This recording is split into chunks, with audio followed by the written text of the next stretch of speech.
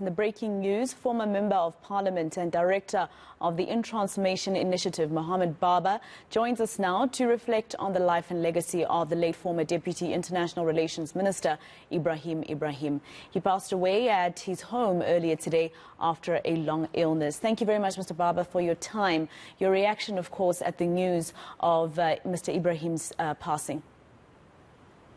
Absolute shock. A giant has fallen, a humble, modest man who symbolized reconciliation.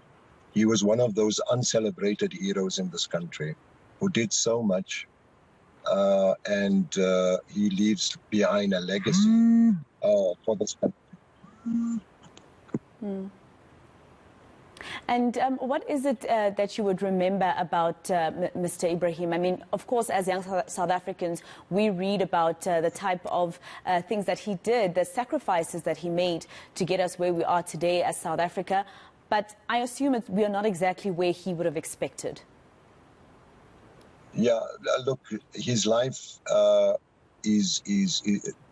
indicates the struggle that many people had in this country against apartheid.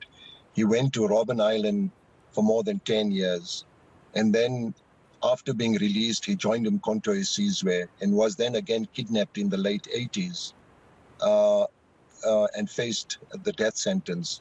It was only because of his legal team that he was able to escape the death sentence.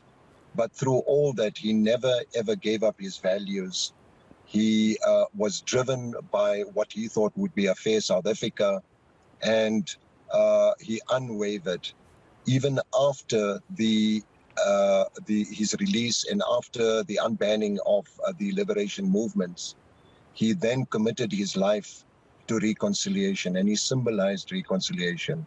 He's one of those personalities that I've traveled with him to many countries, and is one of those personalities that is respected by everybody. And in our mediation work and reconciliation work, his very presence indicated what forgiveness and reconciliation can achieve. And your fondest memory of him, maybe if you could share us maybe some of the funny moments you had in Parliament. I know Parliament wasn't as interesting then as it is now for the people viewing it. But if you could share with us some funny moments, maybe just for us to laugh a little bit. Well, funny moments, not really, but indelible moments, yes. I used to take food to him in prison when he was facing the death sentence. He was in a prison in Bethal. And I asked him one evening in the cells, Ebrahim, you look at your life, would you do this all over again? He said, you know what, without any hesitation, what I'm doing is right, and I have no regrets. I know I faced the death sentence, but what I'm doing is absolutely correct. The other moment, warm moments, is he has two young children, Sarah and Caden. I have never, ever seen a father's face brighten up the way his would when he spoke to his children. To give it context, here is a man who was in Robben Island and did not have an opportunity to interact with children.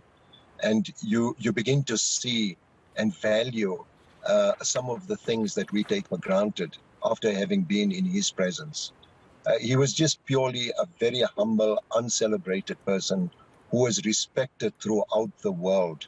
We've done negotiations in Colombia, in Palestine, and Ibrahim's name, whenever there are people in his presence, whoever it may be, they stand up for him because he was a great personality. All right, thank you very much for your time here on eNCA, and of course condolences on the passing of the former minister. That was Mohammed Bhabha. He was also a parliamentary official during that time.